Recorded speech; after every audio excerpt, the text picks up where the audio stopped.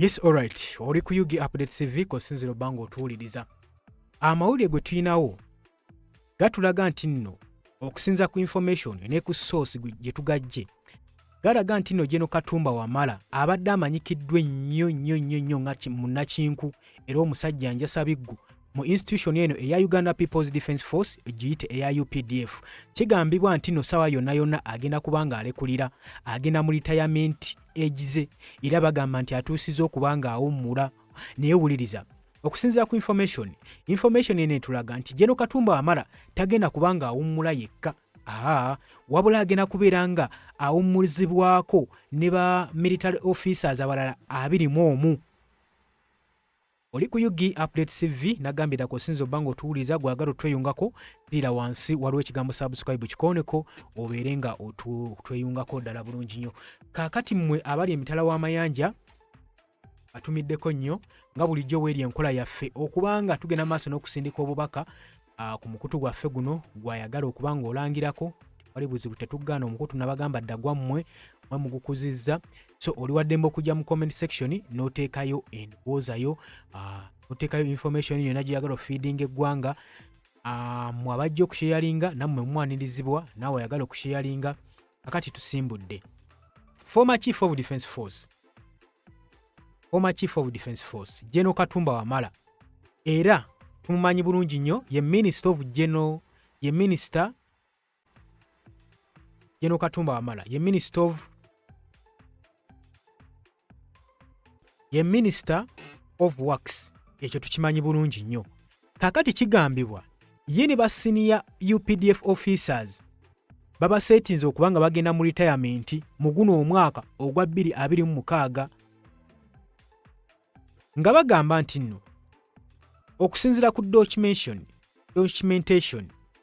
ne transition preparation egenda maaso kigambibwa nti 2,000 ez'aba officer bano be bagenda okubeera nga bagenda maaso n'okubeera nga balekulira active services zaabwe. Naye jjukira nti nno nkugambye nti ono ebbanga lyonna alimaze General Katumba Wamala ng'asavinga institution eno eya UPDF. Yakaseera kagamba kaseera katuuse bamugamba nti nno olina okubeera nga owummula, olina okuba nga owummuzibwa. Wabula ekituleese okwogerako olunaku olwaleero si ensonga y'okuwummula kwe, nedda. Etubadde tukimanyi bulungi nnyo oba oli awo mudde ajja kuwummula, naye abamanyi byobufuzi si ke kaseera katuufu akabadde ak'okuwummuza General Katumba Wamala era si ke kaseera kabadde agenda okuba nga awummuliramu. Kitegeeza ki? Waliwo reason behind, waliwo ensonga. Okuva mu mwaka ogwa 2025 tujja tutunuulira ba general buwandiike nti ndo ke kaseera bagase institution eno eya UPDF ng'olaba amugaso nnyo bagenda mu maaso n'okuwummuzibwa. Gulowooza lwaki? Ekirala obanga otunuddemu tutunuulira ba generals bonna ababaddeko n'akamulumulu ne General Muhoozi Kainerugaba Chief of Defence Force aliko kati olaba nga bonna bagenda basongwamu olunwe nga bagenda mu retirements zaabwe. Gulowooza eno ensonga eva ku ki? Tujjukire bulungi nnyo General Peter Ereru. Ono twalabanga institution eno ya UPDF erangirira okuwummula kwe, naye mu kaseera kano bwe bamuwummuliza ffenna twali tukikkiriza era nga tusuubira nti nno ono tekabadde kaseera ke kakuwummula. Naye olw'okuba nti nno Peter Ereru yali azanye omweso oguyinza oba empiki embi mu institution eno eya UPDF, ng'era ng'empiki eno gye yazannya egenda mu maaso n'okuba nga ekangavula mu Yoweri Kaguta Museveni mu wabulwa, oyinza okulowooza nti y'ensonga lwaki bino bye basinzirako okuba nga bawummuza Peter Ereru newankubadde yali tannatuuka mu kaseera ak'okugenda mu retirement, wabula yafoosingibwa naye nga tannagendayo oba nga tannalangirirwa kuba nti agenda mu retirement. Tujjukire bulungi nnyo embiranye eyaliwo wakati wa Peter Ereru sako ne General Muhoozi Kainerugaba nga bagenda mu maaso n'okubeera nga balumaŋŋana. Bino nno oyinza okulowooza nti nno bye byaviirako okubanga abakulu mu institution eno eya UPDF basalawo okubeera nga bakyusa obwanga balabe nga batemera Chief of Defence Force aliko kati Muhoozi Kainerugaba pass nga kino bakikola batya. Nga tusinzira ku project yali egenze maaso n'okukolebwa ng'ovudde mu mwaka ogwa 2024 2025 2025 tujjukira bulungi nnyo waliwo project eyatondebwawo. Eno project yali Muhoozi ng'ekigendererwa kyayo kya kupushinga Muhoozi abeere popular mu bannansi bannayuganda. Jjukira nti nno oluvannyuma lwa Muhoozi Kainerugaba okubeera nga bagezezzaako era bamufubyeko era nga n'ekifo kye yalimu oba ranks z'alina zonna era zajja mu ngeri weetuweetu ziriko akabuusabuusa. Kakati Mwami Yoweri Kaguta Museveni tumuhabulwa enfunda eziwerako azze ayagala nnyo Muhoozi Kainerugaba amuteeke ku mwanjo era ng'atambulira ku kiwawaatiro kye nga bano balina essuubi nti nno obufuzi buno obwa Uganda bugenda kubeera bwansikirano ng'era nga Museveni Mwami Yoweri Kaguta Museveni ayagala okuba ng'asikisa mutabani we Muhoozi Kainerugaba abeere nga yamukiikirira mu ntebe singa n'aba avudde mu buyinza. Kino nno newankubadde bo baali bakyagala saako n'abamu ba military officers mu institution ene ya UPDF naye ejjukira nti no mulimu ba generals abalwana entalo abayite bagenda maaso na kukkiriza kikolwa nga kino era bo baavaayo ne bakuguma nga bagamba kino tebakitabulabikira bulungi nnyo omwana ava ati eri wabbali nga n'emitendera gy'ayisemu tegitegereka n'agenda maaso n'okuba nga abatwala oba abakulembera. Kino nno baakigaana. Kino tekyasanyusa Mwami Yoweri Kaguta Museveni, tekyamusanyusaako wadde n'akamu n'akeddagala. Era mu bo kino bwe kitaasanyusa mwe mwali Peter Ereru, mwe mwali General Katumba Wamala, bagenerals abo abasinga nga we tubamanyi. Kino ekintu tekyabasanyusa. Kakati project gye baali batonzeewo eya Muhoozi nga baagala okuba nga baagala Muhoozi omuteekateeka bamuteeketeeka abeere nga yatula ku ntebe y'obukulembeze nga Museveni gw'ayagala okusikisa. Tulaba ba generals oba abakulu bannazirwanako abaleeta gavumenti ya Mwami Yoweri Kaguta Museveni mu buyinza mwe mwali ne Kahindo Otafiire bagenda bacriticizing ensonga eno nga bagamba Museveni wabanga ayagala okuleeta mutabani we Muhoozi Kainerugaba kyayina okukola Muhoozi amuleeta mukube mu bantu abantu baba basalawo oba Muhoozi abakulembera oba tabakulembera so si kwata Muhoozi mu patika ku bannansi.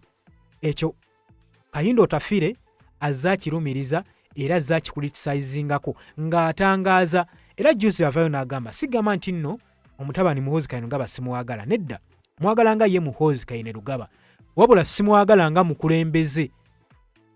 Kikyategeeza mu kyo talabamu nkizi talabamu n'amaanyi na effort eyinza kufuula Muhoozi Kainerugaba okubeera omukulembeze kubanga tali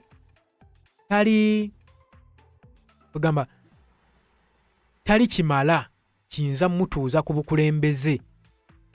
Otegeera ensonga eno ye amukubamu ebituli agamba newankubadde bino bigenda mu maaso Muhoozi Kainerugaba tasaanidde tannatuuka ku level egenda mu maaso nakulembera ggwanga era ng'agamba bannayuganda muveeyo mwerwaneko eno ensonga mugirwanireko ddala nnyo. Ate naffe tuba tutunuulira ebikolwa ebize bigenda mu maaso mu institution ene ya UPDF. Muhoozi Kainerugaba tusuubira nti nno ye muntu eyandibadde kati afiirawo olwa ayimirirawo ku bannayuganda. Okubeera omukulembeze naddala ng'ojja buzimbuyinza kikwetaagisa okubeera ng'oli neutral. Ekigambo okubeera neutral kitegeeza nti side zombi nga tolina side gy'ogwa ng'okerera side zombi ng'okolera side eri ku gavumenti saako ne ba civilian naye ng'olina okimanya oli under civilian. Okusinziira ku ssemateeka eyabagibwa Constitution Amendment okusinziira mu UPDF Act eyakolebwa mu myaka egiyiseeko emabega.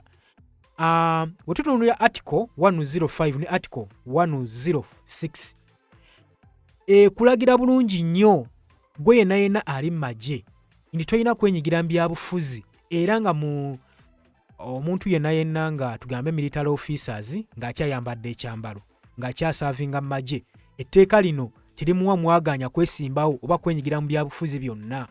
Naye olw'okuba nti nno ssemateeka waffe w'eggwanga Uganda yabulwa backup agibacking emabega okubanga waliwo etteeka erirwanira ssemateeka tetuyina eyo amendment kati amateeka g'eggwanga ssemateeka g'eggwanga Uganda okuba nti nno tufugibwa mu bufuzi obw'ekimbula.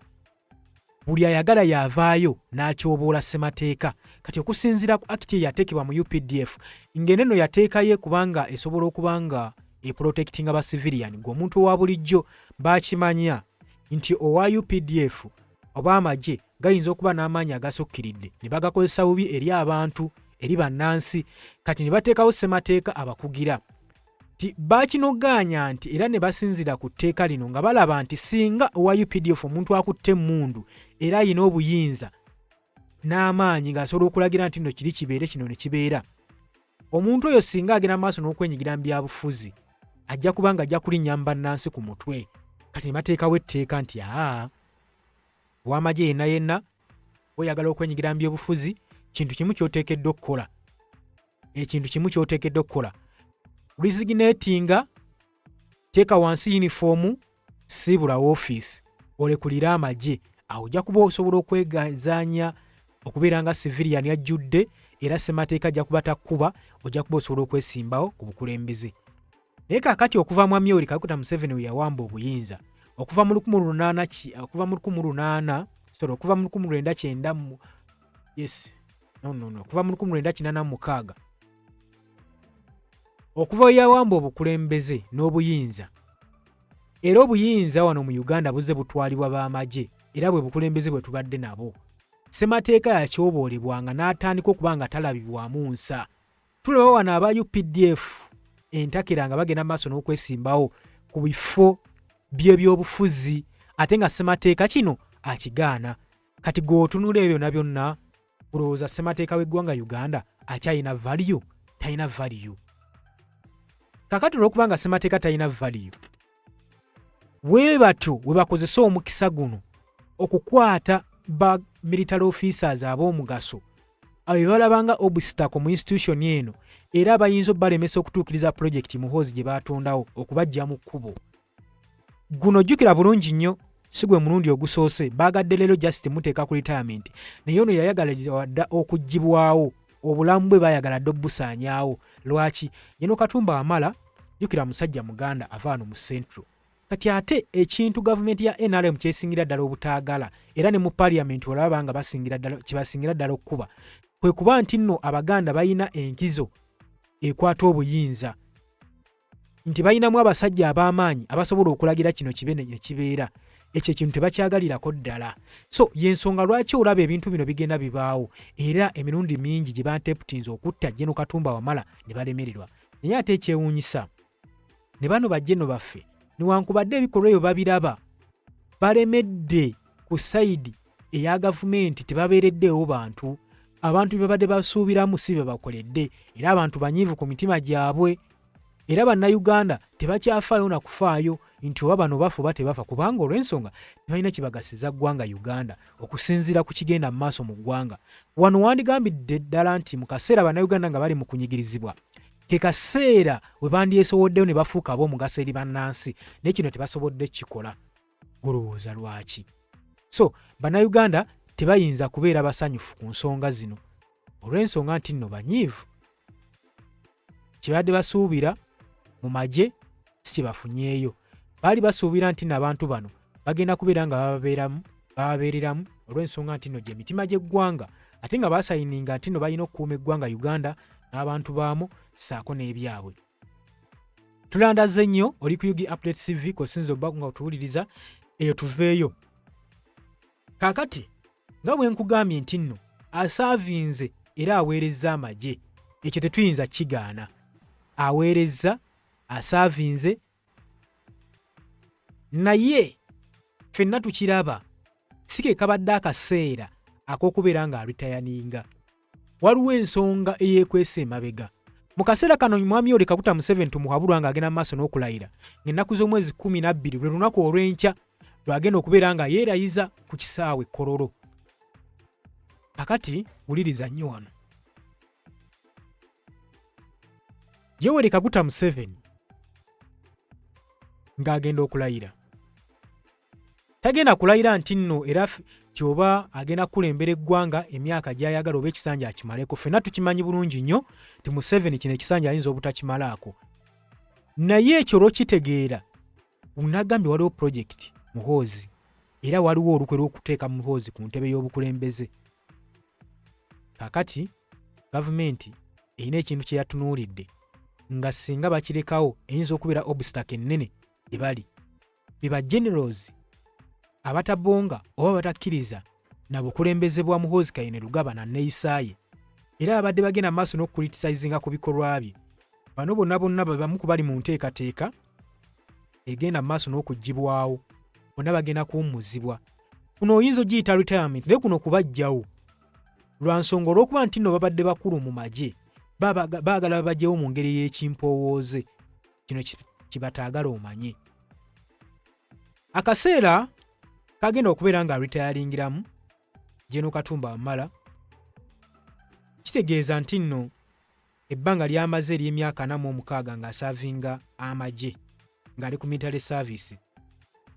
Jjukira nti nno yatandikira ddala okusaavinga institution nno eya UPDF mu Uganda National Liberation Army UNRA, ng'olwo tannajoyininga National Resistance Army NRM.